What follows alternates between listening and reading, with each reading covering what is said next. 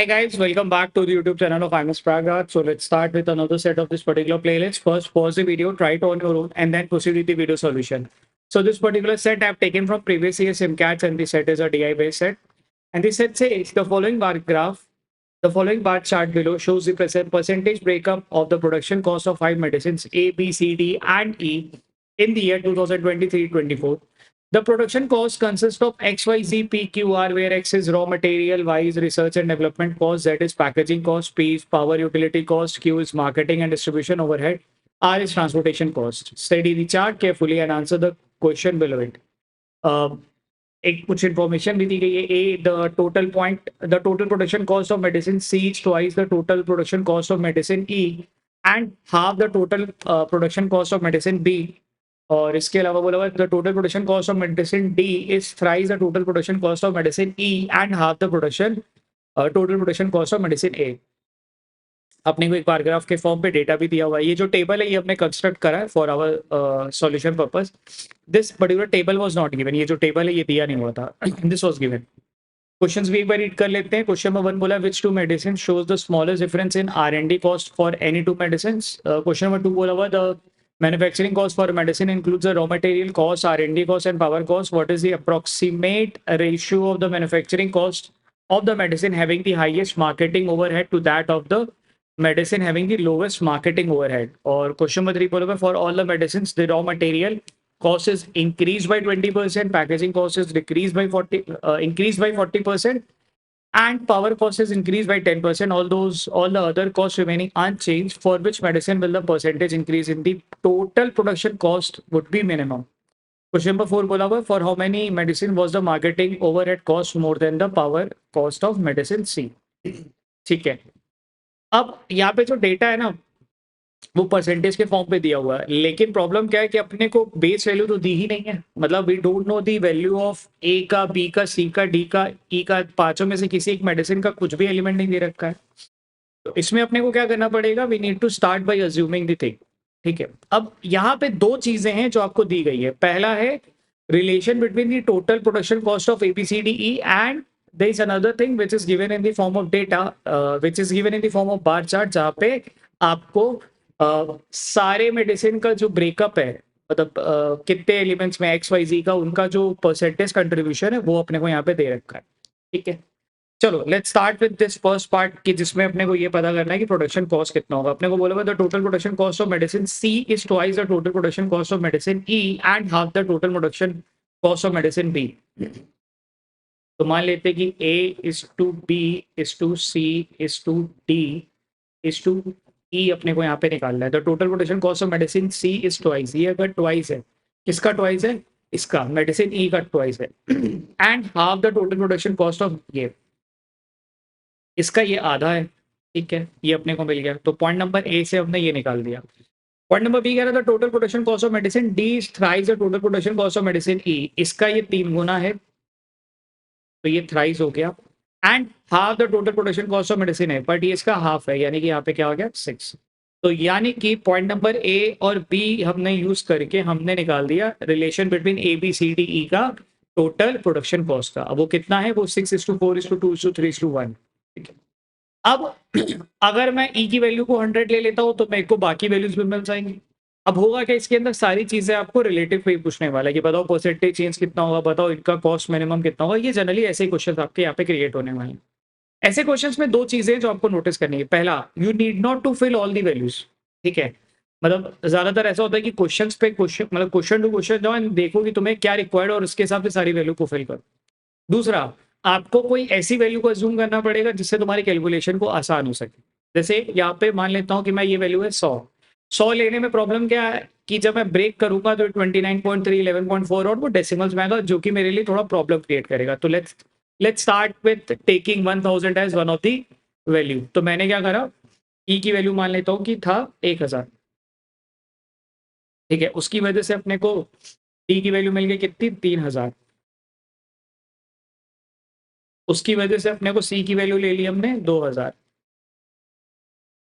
B की value आ गई है 4000 एंड ए की वैल्यू मिल गई अपने को 6000. अब ये जो वैल्यूज है ये हमने इस वाले जो ए और बी का जो हमने रिलेशन डिफाइन करा था उसके थ्रू हमने ये फिगर आउट कर लिया। अब यहाँ पे क्या करते हैं ज्यादातर लोग, they jump to finding the value of X Y Z P Q R and then they jump to the question, which is not a good idea. मतलब उस केस में मैं क्या कहता हूँ, मतलब what generally I do is I generally start with the question, और question में जो मेरे को वैल्यू रिक्वायर्ड है उस पर मेहनत करूंगा। हो सकता है कि क्वेश्चन में से सारी वैल्यू मांगे तो मैं सारी वैल्यू निकालूंगा, हो सकता है क्वेश्चन में से किसी 2 कॉलम की वैल्यू मांगे, हो सकता है मैं से 3 ही कॉलम की वैल्यू मांगे। तो 40 मिनट्स के अगर टाइम पीरियड में आपको सॉल्व करना है तो ये नीड नॉट, मतलब आपको पूरा सॉल्व करने की जरूरत नहीं है। You need to understand this thing कि मैं इतनी ही वैल्यू को सॉल्व करूंगा जिससे मेरे चारों आंसर आ जाए, because at the end of paper you need to have 4 answer correct, ऐसा 4 करेक्ट आंसर्स का नंबर मिलना चाहिए। तो I start with the question. जैसे क्वेश्चन नंबर 1 क्या बोला हुआ है, which two medicine shows the differences, which two medicine shows the smallest difference in R&D cost for any two medicine।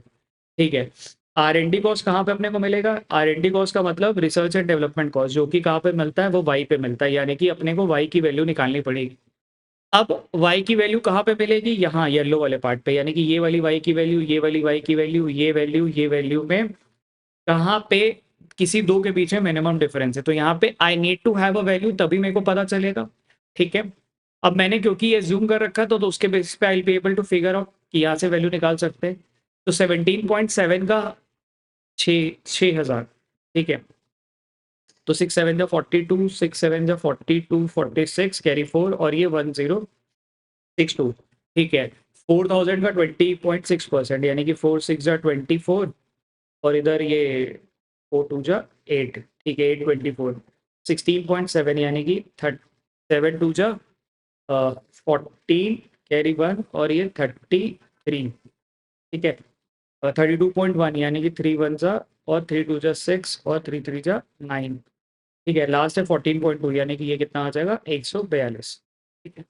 अब आप में से बहुत सारे लोग ये सोच सकते हैं कि सर आपने तो यहाँ 1000 की वैल्यू में जूम करी थी, फिर उसके बेसिस पे कैसे निकालो, तो समझना ये जो पूरा पार्ट है ये मैंने कंक्लूड करा है यूजिंग दीज टू स्टेटमेंट। ये 1000 होता तो 6000 है, ये अगर 5000 होता तो ये 30,000 होता, और उसके हिसाब से परसेंटेज डिस्ट्रीब्यूशन में जो मिनिमम है वो एग्जैक्टली वही दिखाई देता जो यहाँ पे दिख रहा है, वो उसी रेशियो में दिखाई देता। तो आपको इस चीज के लिए परेशान नहीं होना चाहिए। अब यहाँ पे डिफरेंस किसका कम है, ए और डी का, यानी कि ए और डी का डिफरेंस कितना है, ऑलमोस्ट 100 से कम, मतलब 100 क्या 99 का डिफरेंस है, ठीक है।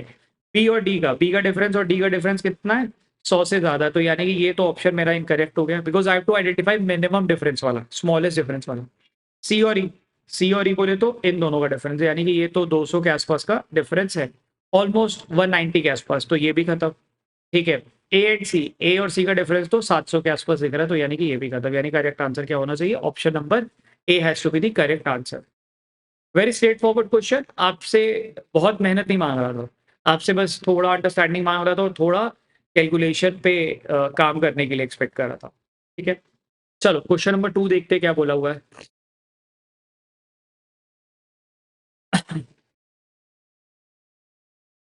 क्वेश्चन नंबर 2 कह रहा था manufacturing cost of production medicine cost, the manufacturing cost of a medicine includes raw material cost, R&D cost and power cost, ठीक है। किसी भी मेडिसिन का जो मैन्युफैक्चरिंग कॉस्ट है वो उसमें क्या चीज आने वाली है, रॉ मटेरियल कॉस्ट यानी कि एक्स की वैल्यू प्लस R&D कॉस्ट यानी कि वाई की वैल्यू प्लस पावर कॉस्ट यानी कि पी की वैल्यू, ठीक है, यही अपने को बोला हुआ है। ये एक फॉर्मूला दे दिया कि भाई manufacturing cost of any medicine is X plus Y plus P, ठीक है। What is the approximate ratio of the manufacturing cost of medicine having the highest marketing overhead to that of the having a lowest marketing overhead, ठीक है। अब यहाँ पे highest marketing overhead किसका वो निकालना पड़ेगा, ठीक है। हाईएस्ट मार्केटिंग ओवरहेड देखो यहाँ पे किसका है, वो मार्केटिंग ओवरहेड बोले तो मतलब अपने को क्यू की वैल्यू चेक करनी है, ठीक है, मार्केटिंग एंड डिस्ट्रीब्यूशन ओवरहेड ना, अपने को हाईएस्ट मार्केटिंग ओवरहेड यानी कि क्यू की वैल्यू चेक करनी है, क्यू की वैल्यू बोले तो अपने को ये वैल्यू चेक करनी है, ठीक है।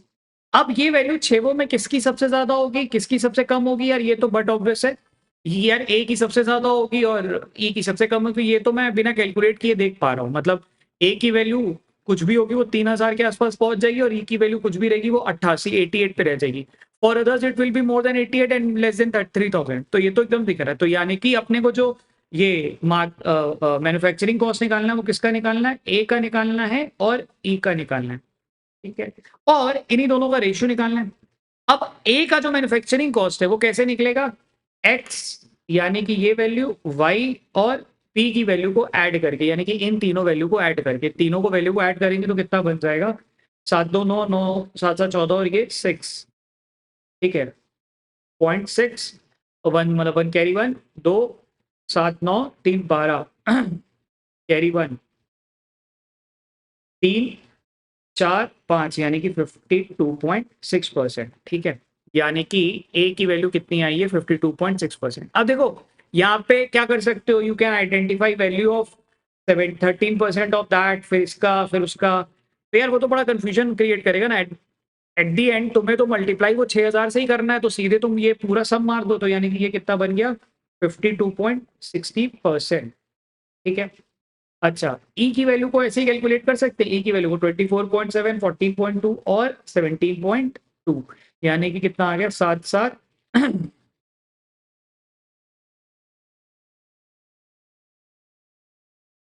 आपका क्या कहता है, X Y P, sorry X का, हाँ ठीक है, ई का निकालते हैं, ठीक है, आई थॉट कुछ मैंने गलत लिख दिया, तो एक्स का कितना आएगा, 7 7 +2 कितना आ गया, 7 4 11, ठीक है, 0.10 इधर ले लेते हैं, कैरी 1 7 1 8 8 4 12 12 4 16, कैरी 1 2 3 5 यानी कि 56.10%। अब इन्हीं दोनों का रेशियो निकालना है, इन दोनों का रेशियो क्या होगा, 52.60% ऑफ 6000 इज टू 56.1% ऑफ 1000।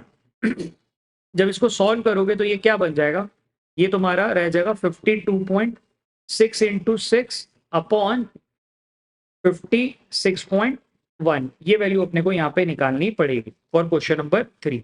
अब क्वेश्चन नंबर 3 में ना एक कैच है, बस जैसे ना जब भी जनरली आपको रेशियो वाले पार्ट होते हैं ना, तो वहां पे मैं तो ऑप्शंस की मदद लेता हूँ, क्योंकि एक तो ये डेसिमल वाला लोचा है, तो इसकी वजह से मेरे को ऑप्शन की मदद थोड़ी ज्यादा मिल जाती है, मतलब यहाँ पे अगर 3 है तो मेरे को दिख रहा है कि 56.1 3 से डिवाइड होना चाहिए, तभी वो 3 बना होगा, ठीक है। अब यहाँ पे क्या है कि जो ऑप्शंस हैं वो बड़े वियर्ड से हैं डेसिमल्स में, तो यहाँ पे मैं क्या करने वाला हूँ, यहाँ पे कैलकुलेटर की मदद करने वाला लेने वाला हूँ, 52.6 इंटू 6 डिवाइडेड बाई 56.1 यानी कि 56.1, दिस बिकम्स 5.625, यानी कि क्या होना चाहिए, option number C has to be the correct answer. क्यों, क्योंकि अप्रोक्सीमेट बोला था और ये कितना आ रहा है, 5.6254 ऐसा करके इस टू 1 आ रहा है, तो आंसर क्या ले लेंगे, 5.6:1, closest answer has to be the option number C. Again आसान था, थोड़ा सा इसमें लॉजिकल कैलकुलेशन करना था, थोड़ा लॉजिक सोचना था, ठीक है। क्वेश्चन नंबर 3 पे चलते हैं, क्वेश्चन नंबर 3 क्या बोला हुआ है, फॉर ऑल द मेडिसिन, एक बार जगह बना लेते हैं, उस अपने को कैलकुलेशन यहाँ पे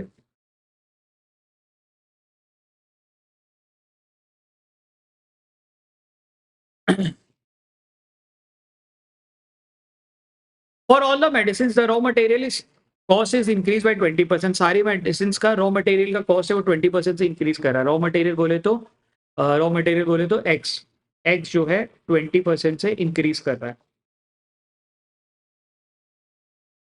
अच्छा, एक्स बढ़ गया, packaging cost increase by 40%, packaging बोले तो जेड, यानी कि जेड जो है वो बढ़ गया है 40% से, ठीक, and power cost increase by 10%, यानी कि पी बढ़ गया है 10% से, ठीक, यानी कि ये वाला एक्स की वैल्यू को अपने को देखना है, ये वैल्यू चेक करनी है और ये वैल्यू चेक करनी है, ये तीन वैल्यू पे अपने को करना है, ठीक है। क्वेश्चन दोबारा पढ़ लेते हैं, for all three medicine the raw material cost is increase by 20%, packaging cost is increase by 40% and the power cost is increase by 10%, all other cost remain unchange, बाकी जितने तीनों कॉस्ट है वो अनचेंज है, मतलब कांस्टेंट है, for which medicine will the percentage increase in the total production cost B minimum, ठीक है। अब थोड़ा ये सेट है, ये पर्टिकुलर क्वेश्चन है तुमसे जो मेहनत कराने वाला है, अब इसके अंदर ना कुछ चीजें जो समझना, पहला काम तो इसमें ये हो सकता है कि हम एक्स वाई, मतलब ये जो एक्स है, जेड है, पी जितने इन सबकी वैल्यू निकालें और उसके अंदर उतना ही इंक्रीमेंटल लगा के चेक करें, क्योंकि मेरे को परसेंटेज चेंज ही तो पूछा हुआ है और पूछा कि परसेंटेज चेंज कहाँ पे मिनिमम है, तो मैं सबको परसेंटेज पे ही रखूंगा तो काम हो सकता है। मतलब कि यहाँ पे ध्यान देना, फॉर पर्टिकुलरली ए की बात करते हैं, ए का परसेंटेज चेंज कितना निकलेगा, वो निकलेगा जो कि चेंज है एक्स के अंदर और जो कि चेंज है जेड के अंदर, जो कि चेंज है पी के अंदर, उतना ही चेंज ओवरऑल 6000 की वैल्यू पे करेगा। ठीक है, फिर से समझाता हूं, अगर मेरे को ए का परसेंटेज चेंज निकालना है ओवरऑल, क्योंकि वाई और क्यू और R will remain constant, they will not change. X का जितना चेंज आएगा, जेड का जितना चेंज आएगा, पी का जितना चेंज आएगा परसेंटेज चेंज, उसका सम ओवरऑल 6000 की वैल्यू पे करेगा और उसी से अपने को पूरा परसेंटेज चेंज निकल जाएगा। तो ज्यादा बेहतर आइडिया नहीं कि मैं एक्स का, जेड का, पी का परसेंटेज चेंज का सम चेक करूं for all the given values और मेरा आंसर मिल जाएगा। ठीक है, थोड़ा समझना, ये फिर से समझा रहा हूं। मैंने क्या करा, ए का, मैंने एक का एग्जांपल लिया, मेरे को पता था कि ए का परसेंटेज चेंज देखना है, तो ए का एक्स में चेंज हो रहा है, जेड में चेंज हो रहा है, पी में चेंज हो रहा है, बाकी में तो चेंज हो नहीं रहा है, तो बाकी को चेक करने का कोई लॉजिक नहीं है। एक्स में 20% चेंज हुआ, तो जो मेरी वैल्यू आएगी उसका 20% इंक्रीज करके, जेड की 20% इंक्रीज करके, पी की 20% इंक्रीज करके, मैं टोटल वैल्यू में जो भी मेरा ऐड होगा वहां से 6000 से कंपेयर कर सकता था, एक पॉसिबिलिटी। दूसरा, मैं डायरेक्ट उनका जो परसेंटेज चेंज है उनका सम कर लूंगा, और क्योंकि वो 6000 पे ही निकलना है तो घूम फिर के बात तो वही है, क्योंकि मेरे को परसेंटेज चेंज पूछा हुआ है, यहाँ पे मेरे को वैल्यू नहीं पूछा हुआ। वो यहाँ ये नहीं बोला कि किसका चेंज वैल्यू ज्यादा है या उसकी एब्सोल्यूट वैल्यू नहीं पूछा है मेरे को परसेंटेज चेंज पूछा हुआ है, तो मैं क्या करूंगा, खाली परसेंटेज चेंज पे कैलकुलेट कर लूंगा। ठीक है, चलो लेट्स कैलकुलेट फॉर ए। ए पे कितना है 20%, किस वैल्यू का, 13.2% का, 13.2% का जो 10% होता है वो कितना होता है, 1.32।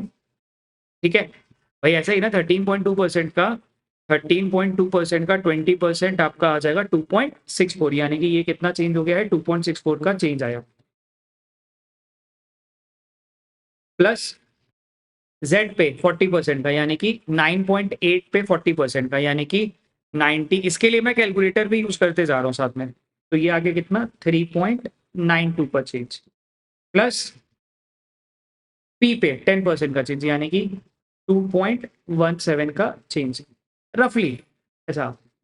इसकी वैल्यू कितनी हो जाएगी, ऐड कर लेते हैं, 2.64 प्लस 2.170 प्लस 3.92, यानी कि 8.73% का चेंज आएगा ए पे। ठीक है, अब 8.73 का परसेंटेज चेंज अपने को मिल गया, इसी तरीके से we need to check for B, C and D. And अपने को पूछा क्या है उसमें, for which medicine will the percentage increase in total cost with minimum, कहां पे परसेंटेज चेंज मिनिमम है, ये ध्यान देना, ये ना ये वर्ड है, ये ध्यान देना। परसेंटेज इंक्रीज 8.73 हो रहा है फॉर ए, ऐसे ही चेक करना है कि एबीसीडी में से किसका मिनिमम है। ठीक है, तो फॉर ए आता ऑलरेडी इवेल्युएटेड, फॉर बी, चलो बी पे यही मेहनत बी के लिए करते हैं। बी का कितना होने वाला है 15.6, 15.6 का 20%, यानी कि 15.6 का 20% करेंगे तो आ जाएगा 3.12। ठीक है, 40% इस वैल्यू का 26 का, और 26 का 40%। यार एक चीज समझना, अपने को यहाँ पे ये जो वैल्यू है ये बन जा रहा है कितना, 4 वन जा, और रुक जाओ, 26.1 इंटू 40%, 10.44। अब थोड़ा समझना, मैं यहाँ पे बी की वैल्यू को चेक करने का मेरे को कोई लॉजिक बन रहा है, क्योंकि मैं कुछ भी करूंगा तो बी की वैल्यू 10 के ऊपर जा चुकी है। अब क्योंकि बी की वैल्यू 10 के ऊपर जा चुकी है तो ये मेरा ऑप्शन नहीं होना चाहिए फिलहाल, क्योंकि मेरे को सबसे कम वाली वैल्यू निकालनी है और मेरे को ए की वैल्यू 8.73 मिल चुकी है, तो मेरे को बी का बाकी चेक करने का कोई लॉजिक नहीं है। ठीक है, बट फिर भी अपन सॉल्व कर लेते हैं इस पे। ये क्या आ जाएगा 1.48। ठीक है, एंड दिस वाज 10.44, तो ये बन जाएगा तुम्हारा रफली 14 के आसपास। ठीक है, ऐसा 14 के ऐसा आसपास ले लेते हैं। ठीक है, थोड़ा इधर,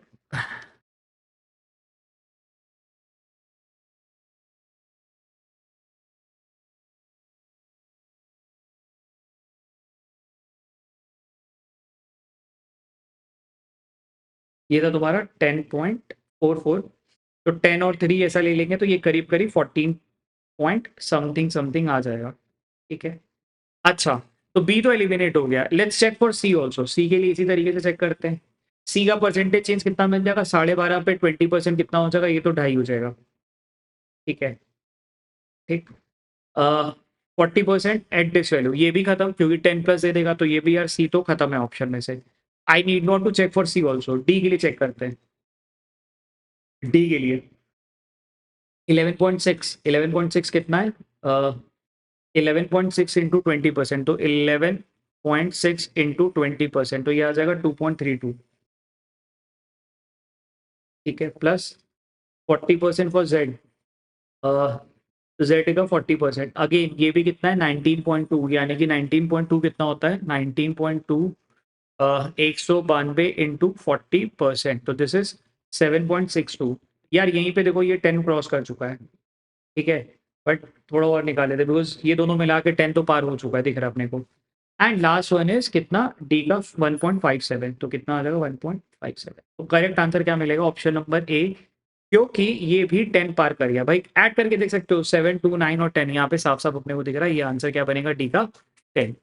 अगेन ये थोड़ा जुगाड़ वाला पार्ट था, मतलब इसमें पूरी मेहनत करने की जरूरत नहीं थी, थोड़ा जुगाड़ करते तो you would have been able to figure out the answer. ठीक है, let's jump to the last question, question number 4 क्या कह रहा है वो देखते हैं। क्वेश्चन नंबर 4 बोला हुआ, for how many medicine was the marketing overhead cost more than the power cost of medicine C. ऐसी कितनी मेडिसिन है जिनका मार्केटिंग ओवरहेड कॉस्ट जो है ज्यादा है किससे, power cost of medicine of C से। सी का पावर कॉस्ट क्या होने वाला है, सी का पावर कॉस्ट, सी का पावर कॉस्ट यानी कि ये और ये, यानी कि ये वाला बॉक्स निकालना है, तो ये कितना होने वाला है, सी का पावर कॉस्ट, पावर बोले तो ये वाला फॉर सी, यानी कि ये पार्ट 18.9% वाला पार्ट, ठीक है, सी का 18.9, ठीक है, तो इसकी वैल्यू क्या आ जाएगी, 18 टू जा 36 और 9 टू जा 18, 378 आना चाहिए ना, तो ये आ जाएगा तुम्हारा 378। अब अपने को ये चेक करना है कि अ, ऐसी कितनी मेडिसिन है जिनका ओवर मार्केटिंग ओवरहेड कॉस्ट, यानी मार्केटिंग ओवरहेड कॉस्ट बोले तो डी की बात हो रही है, ये ज्यादा है 378 से, इसको तो ऐसे ही चेक कर सकते हैं। For a it is 29.3% of ये तो ज्यादा ही ऑब्वियस सी बात है। 11.4 और ये तो फॉर 400 कुछ आएगा, ये ज्यादा है। सी का चेक करने का कोई लॉजिक नहीं है, अगर चेक करते भी तो जैसे 17.4 ऑफ ये तो उससे कम ही है, तो चेक नहीं करने का मतलब है।